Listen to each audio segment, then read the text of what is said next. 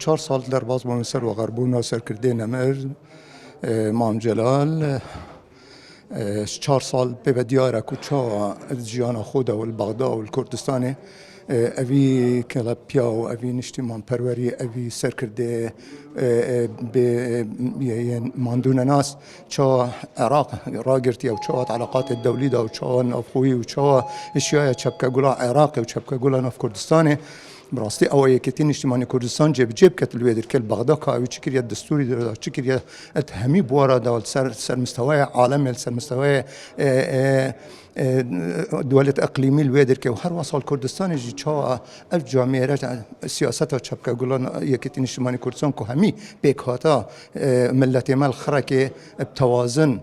و بجاوه که ایک جاو برای خدا الویدر که وشایا خدمتا نتواخب کت الویدر که لوا رحمتی امام جلال گوتینه سرکرده نشتیمانی بو سرکرده همی چینو توی جا بو سرکرده همی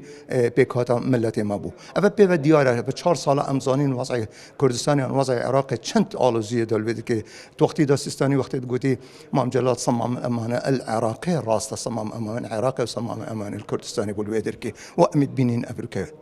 يا شايا